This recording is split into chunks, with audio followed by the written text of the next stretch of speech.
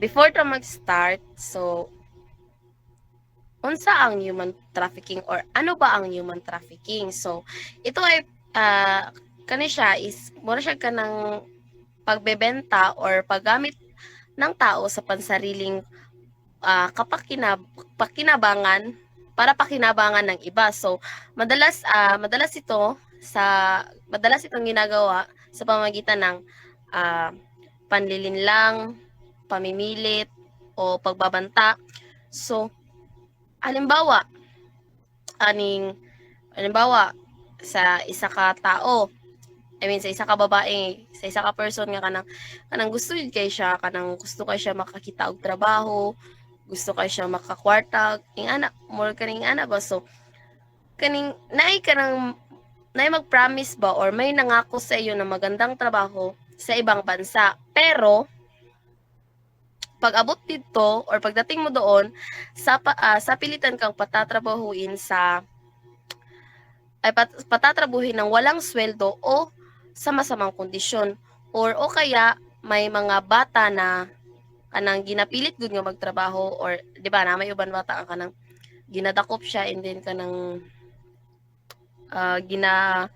gina-force sila ba nga manglimos sa kalsada. So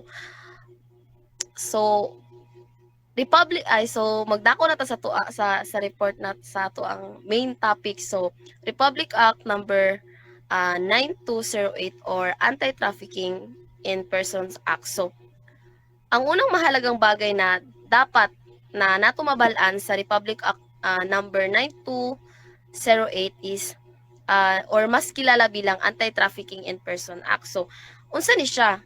So ito ay isang batas na ginawa ng gobyerno para labanan ang human trafficking. So ang pangunahing layunin nito is alisin ang human trafficking sa Pilipinas. So unsay ginabuhat-an niya sa tuang bansa, unsay trabaho niya. So kani siya guys is na nagbibigay ito ng patakaran at programa para mawala ang human trafficking. So itinatag din nito ang mga institusyon at mekanismo para protektahan ang mga biktima ng trafficking. And then, at higit sa lahat, nagbibigay ito ng parusa sa mga taong gumagawa ng human trafficking, at ibig sabihin nga kanang sa kanang tao nga nagbuhat ana nga kanang naglabag anang abalaod is syempre makulong siya, and then napod siya bayaran nga multa. And then nag-start ni siya nga batas noong 2003, and then in 2012 siya kaning naa siya kabag-uhan, which is mao ni siya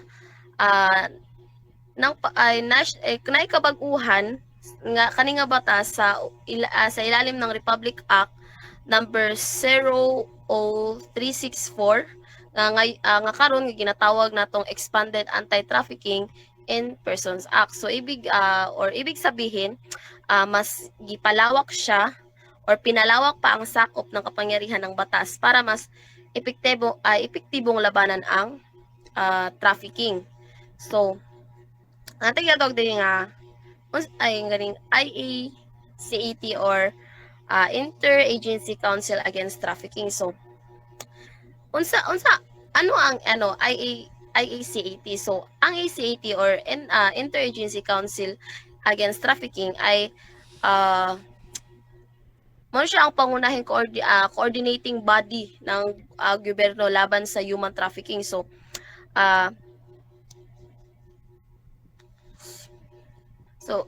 example, isipin mo, ito ay isang bilang ay muna siya kanang team ba sa iba't ibang ahensya ng gobyerno na kanang nagtutulungan para labanan ang trafficking. So unsay trabaho aning IACAT? So sila ang nagmo-monitor at nagbabantay sa pagpapatupad ng Expanded Anti-Trafficking Act. Sila ang nagpaplano at gumagawa ng programa para maiwasan ang trafficking at supuin ito. And then sila sad ang kanang nagbibigay ng tulong at suporta sa mga nabiktima sa trafficking.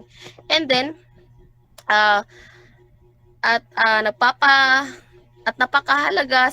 napakahalaga nila na nangunguna sa investigasyon at paglilitis ng mga kaso sa trafficking. So paano sila nagtatrabaho? May kapangyarihan ang wait lang. Mali. So paano nila ginalihok paano ginalihok sa IECT ang kaning balaod? So na sila power, ay power ang ICT na bumuo ng mga anti-trafficking task forces. So ito yung grupo na direktang nagtatrabaho sa kaso. So natay ginaano diri guys nga natay kaning 24 na task forces, 2 national task forces para sa buong bansa, and then naputay 6 port bases task forces. Kana siya is para na siya sa mga kanang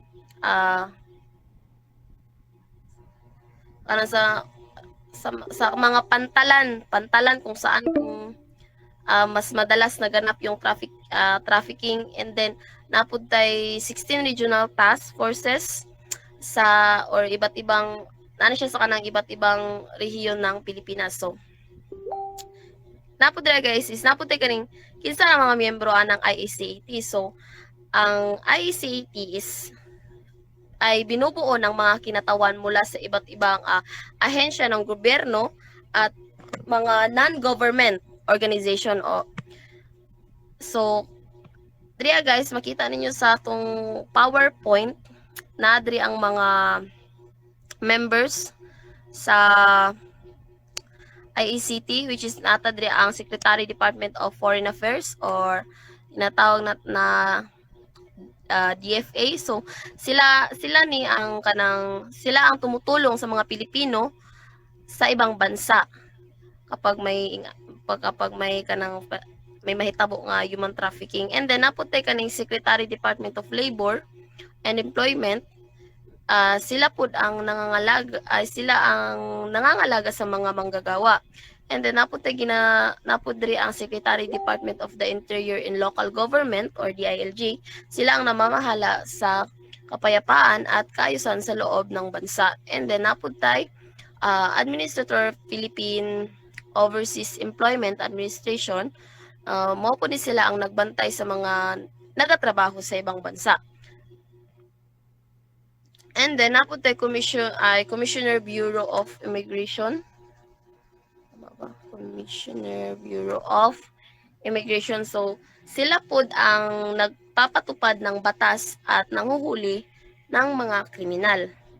And then napunta diri kaning Chairperson Philippine Commission on Women. So sila ni ang nagtataguyod ng karapatan ng mga kababaihan. And then napunta Chairperson Commission on the Filipinos Overseas. So mo ni sila ang gatabang or tumutulong sa mga Pilipinong nasa ibang bansa. And then napunta kaning Executive Director Philippine Center of Transnational Crime. So sila ang lumalaban sa mga krimen na lumalabas sa ating bansa. And then napuning paglito kaning Coalition Against Trafficking in Women Asia Pacific.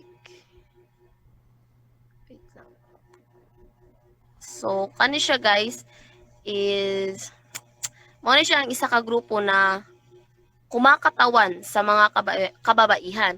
And then napunta kaning Blas F. Ople Policy Center in a Training Institute is mo ni siya is kanang grupo siya guys, grupo nga kumakatawan sa mga overseas Filipino workers o kanang mga ginatawag na to nga OFWs. And then napunta International Justice Mission or NGO, mo ni siya ang kaning grupo na kumakatawan sa mga bata. So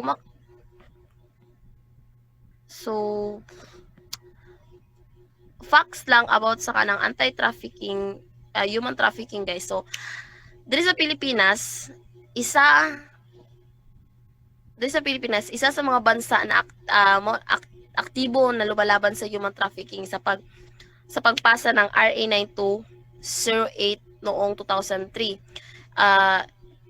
Mo siya kanang big milestone or malaking kanang dako gud kay nga lihok para dito, and sa pagiging miyembro ng iba't ibang ahensya ng NGO. So, sa IACT ay nagpapakita ng paglaban sa human trafficking at nangangailangan ng mga sama-samang pagtutulungan ng lahat ng sektor. Hindi ito kayang gawin ng isang ahensya. So, and then,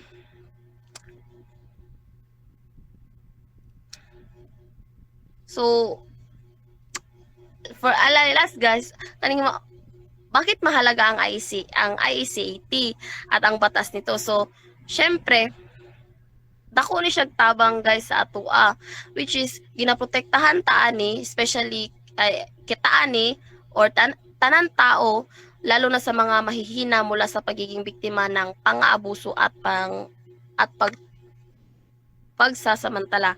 And then ginatagaan pud ta ani og kanang katarungan na ginatiyak jud siya. I mean tinitiyak nito na ang mga gumagawa ng trafficking ay kanang maparusahan good at saka makakamit ng hustisya, makamori ka ng makuha ang hustisya sa mga tao nga nabiktima ani. And then kaning sa pamagitan pud aning programa guys is natutulungan nila ang mga publiko na maging aware sa human trafficking para maiwasan din sila, or syempre kita as student maiwasan po nato ang mga biktima ta ani.